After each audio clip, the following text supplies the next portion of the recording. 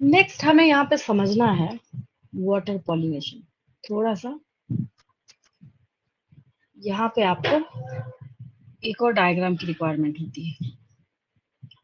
उसका रीजन ये है कि जो ये वाटर पॉलिनेशन है, ये अपने आप में स्पेशल भी बोल सकते हैं, यूनिक भी बोल सकते हैं, लेकिन अगर किसी ने आपसे पूछ लिया कि वाटर हैशंट और लोटस के फ्लावर्स हैं, उसमें कौन सा पॉलिनेशन होगा, तब क्या बोलेंगे?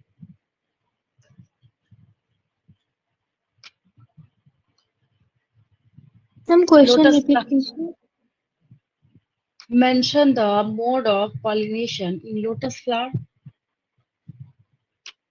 मैं लोटस लिख दूं, वाटर हैशंट लिख दूं, कुछ भी लिख दूं? मैम वो तो वाटर से नहीं होगा। लोटस में तो एयर पॉलिनेशन होगा। हाँ मैम, ठीक है, एयर वेरी गुड। पोल्यूशन। ये नीट 2016 का क्वेश्चन है। नीट 2016 का ये क्वेश्चन है। इन वाटर हयासिंथ एक और वाटर लिली समथिंग ऐसे करके नेम लिखा हुआ है, आप देखेंगे आपको दिख जाएगा। द मोड ऑफ पॉलिनेशन में बी ऐसे करके आपको लिखा हुआ है। 4 ऑप्शन है उसमें, वाटर भी है। उसके बाद जो सही ऑप्शन है ना, उसमें विंड और स्लैश डाल के इंसेक्ट लिखा हुआ है, जो सही ऑप्शन है। अब एक ऑब्वियस सी बात है,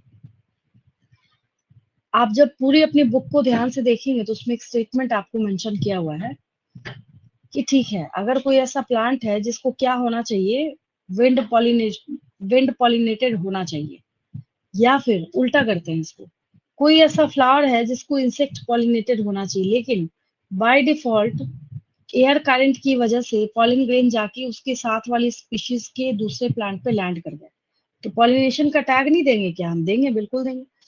तो लोटस के फ्लावर को आप देखें, चाहे वाटर हयासिंथ को देखें, तो वो वाटर में सबमर्ज्ड प्लांट्स नहीं है वो। तो हम जो ये वाटर ना पॉलिनेशन देख फिर रहे भी तो हैं, वाटर हाइसिंथ तो वाटर के सरफेस में होता है ना। हाँ बिल्कुल, वो फ्री है, दैट्स फ्री।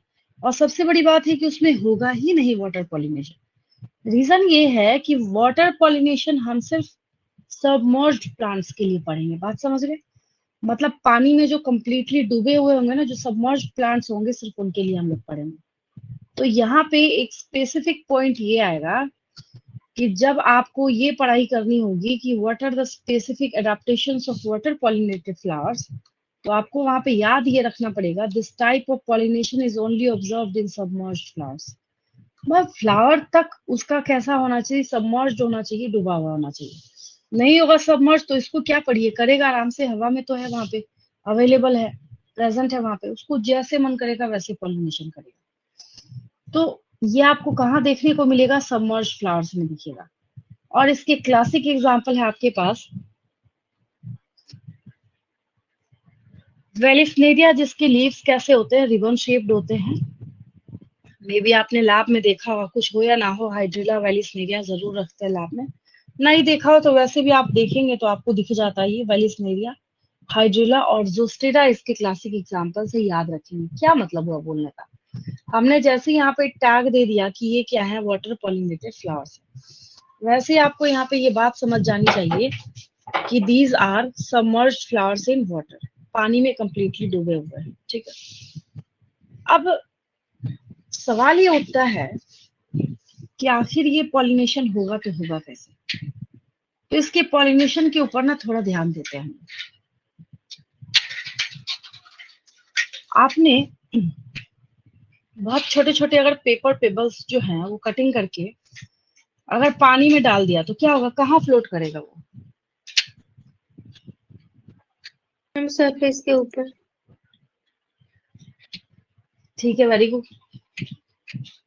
आप चाहे स्पेशली उसको डेप्थ में ले जाके नीचे भी छोड़ देना, तब भी वो यहाँ से वापस ऊपर जाके सरफेस पर ही फ्लोट करेगा। यस और नो, सोचिए। Yes ma'am. कॉमन सेंस है।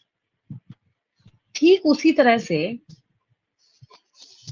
अब यहाँ एक क्वेश्चन आता है बच्चों का कि मैम क्या ये पॉइंट यहाँ पे लिखना जरूरी है कि जो pollen grains are so and so light weighted that they can easily float on water surface. कि ये वाटर सरफेस के ऊपर फ्लोट कर रहा है, हमें ऐसा लिखना जरूरी है क्या? तो बिल्कुल जरूरी है। ये लाइट वेटेड है, वाटर सरफेस के ऊपर ये फ्लोट करता रहेगा। और इसकी फीमेल फ्लावर का अडेप्टेशन देखिए, इसकी फीमेल फ्लावर का अडेप्टेशन ये है कि इस फ्लावर ने अपना माउथ जो है ये कहाँ कर रखा है? वाटर सरफेस पे कर रखा है। कहाँ कर रखा है? वाटर सरफेस पे कर रखा है। तो होता ये है कि ये जो मेल फ्लावर है, तो ये मेल फ्लावर ऐसे कुछ तो यहाँ पे आपको सरफेस के ऊपर भी फ्लोट करते हुए दिख रहा है, मतलब ऑलमोस्ट जो भी है, बट ये कहाँ दिख रहा है आपको? वाटर के आउटर सरफेस की तरफ ही दिख रहा है। Hello ma'am. पानी में वैसे हाँ हाँ मैम, मैं जो बोल रहा हूँ जो ये वाला पार्ट और एक बार समझा देंगे? हाँ मैं बता रही हूँ। तो ये जो मेल फ्लावर है, ये जो क्या है? मेल फ्लावर है। ये पूरे के पूरे जो मेल फ्लावर्स हैं ये लाइट वेटेड हैं, ये खुद भी लाइट वेटेड हैं। और इनके अंदर से जो पॉलन ग्रेन रिलीज होगा, क्या रिलीज होगा? Pollen grain. पॉलन ग्रेन्स का भी जो वेट होगा वो कैसा होगा? लाइट होगा। अच्छा, पानी में या वाटर सरफेस के ऊपर कभी आपने बलून को डाल के देखा है? वाटर सरफेस पे क्या होता है? ऊपर चला आता है। मतलब आप उसको पकड़ के जबरदस्ती ना एकदम अंदर की तरफ डुबो के फिर छोड़ दीजिए, वो वापस ऊपर आ ये जाएगा। भी फ्लोट करेगा, ऊपर चला है। क्योंकि वो लाइट वेटेड है। क्या है वो? उसमें आपने एयर फिल कर रखा है जिसकी density much much much much less है किससे? वाटर से। तो जिसकी वजह से कहाँ चला गया? वो वाटर सरफेस के ऊपर चला गया। तो यहाँ पे उसी तरीके से ये जो आपके पास अवेलेबल है मेल फ्लावर्स, तो ये मेल फ्लावर भी कहाँ फ्लोट करेगा? ये आपको दिख रहा है वाटर सरफेस के ऊपर फ्लोट कर रहा है, जितने भी हैं यहाँ पे। और इस फीमेल फ्लावर ने भी क्या कर रखा है? अपने माउथ को वाटर सरफेस के पास रख रखा है। अब आपको पता है क्या हो सकता है और क्या क्या प्रोबेबिलिटी है। सरफेस के ऊपर जो पॉलन ग्रेन्स फ्लोट कर रहे होते हैं वो यहाँ पे इसके माउथ के थ्रू अंदर की तरफ ट्रांसफर होंगे। और मैंने आपको व्यूल का स्ट्रक्चर पढ़ा रखा है। इस फ्लावर के अंदर सबसे डेप्थ में जाके जो एग अवेलेबल होगा उसके साथ ये पॉलन ग्रेन्स फर्टिलाइज कर जाते हैं। समझ आया सबको? और यहाँ एक चीज और नोटिस करने वाली बात है कि यहाँ पे मेन इन्फ्लोरेसेंस है ये, मतलब ये जितने फ्लावर्स आपको दिख रहे हैं इन सारे फ्लावर्स का अरेंजमेंट या बंच बोल सकते हैं आप इसको। तो ये मेल इन्फ्लोरेसेंस है। जैसे आपके दिमाग में अगर एक क्वेश्चन अराइज हो कि अगर यहाँ पे मेल इन्फ्लोरेसेंस लिखा है तो इसमें से पूरे के पूरे जो फ्लावर्स है सब चले जाते होंगे या अचानक से पूरा खाली हो जाता होगा? नहीं, धीरे धीरे इसमें से डिटैच होते जाते हैं, ये वाटर सरफेस के ऊपर अपने आप को लेता चला जाता है। और ये जैसे ही आर्किगोनियम के माउथ के पास जाएगा, ये क्या करेगा? अंदर जाके एग के साथ फर्टिलाइज कर जाएगा। फर्टिलाइजेशन का एक ही प्रोडक्ट हो सकता है, अगर सेक्सुअल रिप्रोडक्शन की हम लोग बात कर रहे हैं, दैट इज जाइगोट। क्या फॉर्म होगा आपका? जाइगोट फॉर्म होगा। ठीक है, समझ आया सबको? ये सिंपल सा जो डायग्राम दिख रहा है ना, बस उतना ही है, उसके सिवा कुछ है नहीं। ये आप भी देख के इसको समझ सकते हैं, बस मैंने एक्सप्लेन कर दिया क्योंकि ये डायग्राम अच्छा अवेलेबल है आपके पास। सेम डायग्राम आपको एनसीईआरटी में भी मिल जाएगा, वहां भी ये चीजें आपको बताई गई हैं। मोरल ऑफ द स्टोरी क्या निकला? The pollen grains are light weighted. बहुत हैवी होगा, नहीं तैर पाएगा, फ्लोट नहीं कर पाएगा। ठीक है। दूसरा एक कीवर्ड मैम, या रिबन की, शेप्ड लीव्स का क्या फंक्शन है इसमें? हाँ ये रिबन शेप्ड जो है, जब आप 9th क्लास में बायो पढ़ रहे थे ना, तो आपने पढ़ा था यहाँ पे एरेन कायमा, याद आया?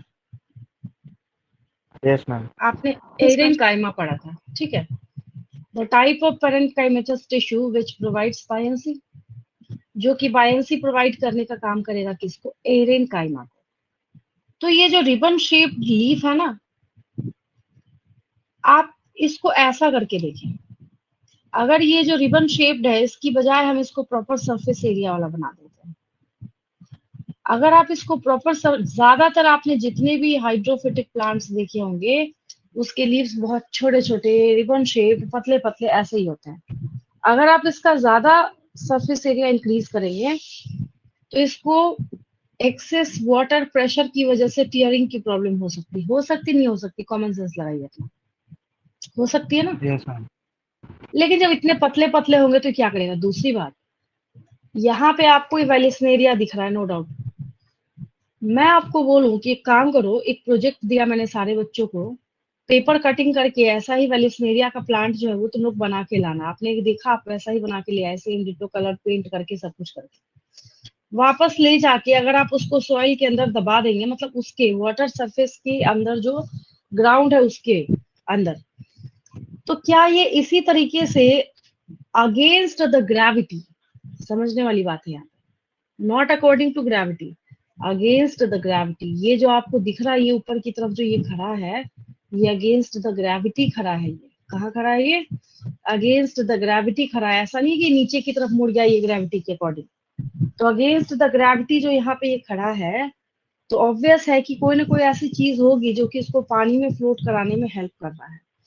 तो दैट इज एरेनकाइमा, जो इसको बायंसी भी प्रोवाइड करने का क्या करेगा? काम करेगा, जिसकी वजह से इजीली यहाँ पे आपको इतना बढ़िया और ऐसे ये खड़ा दिख रहा है जैसे कि किसी नेचुरल इन्वायरमेंटल प्लांट को या ट्री को आप देखते हैं, वैसे ही उसी तरीके से आपको यहाँ पे दिख रहा है। लेकिन अगर आप ऐसा ही एक प्लांट आर्टिफिशियल ले जाके वहां पे रखने की कोशिश करते हैं, वो आपको इतने बढ़िया स्टैंडिंग कंडीशन में देखने को मिलेगा भी नहीं, सर्वाइव भी नहीं करेगा, रहेगा भी नहीं, प्रेशर भी नहीं टोलरेट कर पाएगा। एटमॉस्फेरिक प्रेशर के साथ साथ यहाँ पे जो भी सबमर्ज प्लांट्स होते हैं उनको कई गुना ज्यादा एटमॉस्फेरिक प्रेशर जो है वो टोलरेट करना पड़ता है। ये इन बेचारों के साथ सबसे बड़ा चैलेंजिंग जॉब हो जाता है, समझ गए? और रिबन शेप्ड होने का सबसे बड़ा रीजन ये है कि इसको क्या करना है? टेयरिंग से बचाना है। कैसे बचाइएगा आप? तो सरफेस एरिया इसका कैसा कीजिए, इस तरीके से बनाइए, ऐसे थिन हो गया, पतला हो गया, तो अगर बहुत तेज वाटर करंट आएगा भी तो बीच बीच में से क्या होगा? निकल जाएगा। लेकिन अगर हमने ऐसा लीफ कर दिया होता, बिल्कुल उसका सरफेस एरिया बहुत ज्यादा कर दिया होता, तो क्या हो जाता? वो बीच में वाटर से, प्रेशर ज्यादा आता है। हाँ, वाटर प्रेशर ज्यादा। देखा होगा ना आपने, बड़े बड़े होर्डिंग्स और पोस्टर्स जो लगते हैं उसमें बीच बीच में होल कर देते हैं, नोटिस देखा है आपने? नोटिस करा है? Yes ma'am. बहुत जो एक्स्ट्रा जायंट साइज के जो बहुत बड़े बड़े होर्डिंग्स लगते हैं, जिसका पर मंथ का कॉस्ट ही जाता है यस लाख मैम, रुपीस बीच का। बीच में होल रहते हैं। अगर वो नहीं करेंगे ना, हाँ, वो एयर के प्रेशर, तो वैसे क्या होगा? प्रेशर नहीं, वो तो आर पार होता रहेगा। वेंटिलेशन आपने दे दिया विंड को तो फटेगा नहीं, तो बीच बीच में थोड़ा थोड़ा क्या करते हैं वहां पे? होल्स कर देते हैं। तो सेम वही कंडीशन हो गया कि हमने क्या किया, इसको ऐसा रिबन शेप्ड बना दिया कि यहाँ पे वाटर करंट कितना भी तेज आए जाए इस बेचारे को कोई फर्क नहीं पड़ेगा। ठीक है, अब समझ आया सबको? Yes ma'am. चलिए आगे चलते हैं। तो यहाँ पे सबसे पहले एग्जाम्पल्स में कहीं कोई रिलैक्सेशन, कोई डिस्काउंट, कुछ भी नहीं है। एग्जाम्पल्स बोलने का मतलब है कि वो आपको याद होना चाहिए। और यहाँ जो इसके क्लासिक एग्जाम्पल्स है that are Vallisneria, Hydrilla and Zostera. क्योंकि हम वेलिस्नेरिया का पढ़ रहे हैं, एक को लेके अगर आपने पढ़ाई कर लिया तो सब में वैसा ही होता है। तो वेलिस्नेरिया में हमने क्या देखा कि मेल फ्लावर जो है वो आसानी से इजिली रिलीज होता हुआ अपना कहाँ गया? वाटर सरफेस के ऊपर तैरता हुआ, फ्लोट करता हुआ चला गया।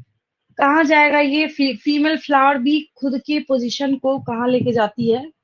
वाटर के टॉप सरफेस पे। फिर मेल गेमेट जाएगा और उसको क्या करेगा? पॉलिनेट करेगा। सी ग्रासेस के बारे में जब हम लोग बात करते हैं तो पॉलिन ग्रेन्स ही खुद ही रिबन शेप्ड होते हैं, ताकि पैसिवली भी थोड़ा भी अगर वाटर करंट उसको मिले तो ये इजिली और पैसिवली, मतलब without any effort of ATP, कोई भी एनर्जी आपको वहां पे खर्च नहीं करना पड़ेगा, थोड़ा भी वाटर करंट जैसे जैसे मूव करेगा वो पॉलिन ग्रेन्स और मेल गेमेट भी अपने आप को वहां पे इजिली मूव कर सकते हैं। और एक दूसरा, दुनिया की हर एक, ऐसा नहीं कि इकलौता सिर्फ मैं इसी के बारे में बात कर रही हूँ, वेलिस्नेरिया, हाइड्रिला, जोस्टेरा, पूरे वर्ल्ड वाइड, पूरे अर्थ पे जितने भी हाइड्रोफिटिक प्लांट्स अवेलेबल होंगे उसमें 2000% गारंटी के साथ आपको म्यूसिलेजिनस कोटिंग जरूर दिखेगी। म्यूकस जो स्टिकी सब्सटेंस होता है, जो उसकी कोटिंग है, उसको हम लोग म्यूसिलेजिनस कोटिंग कहते हैं। क्या कहते हैं उसको हम लोग? म्यूसिलेजिनस कोटिंग कहते हैं। तो पॉलिन ग्रेन्स भी कैसे होंगे? पॉलिन ग्रेन्स तो है ही है, इवन आप प्लांट्स को भी उसमें से देखेंगे वहां से डिटैच करके तो आपको क्या पता चलेगा कि वो भी थोड़ा चिपचिपा स्टिकी सा है। तो ये सब तैयारी किस चीज की है? किसके लिए इसको तैयार किया जा रहा है? तो इसको स्पेशली तैयार किया जा रहा है कि ये वाटर में सबमर्ज्ड कंडीशन में रहे भी और ये खराब भी नहीं हो। समझ गए? तो ये आपने अडेप्टेशन पढ़ा किनके लिए? जो वाटर पॉलिनेटेड फ्लावर्स हैं उनके लिए पढ़ा आपने। इसको समझने में कोई दिक्कत किसी को क्लियर है? बिल्कुल यस मैम।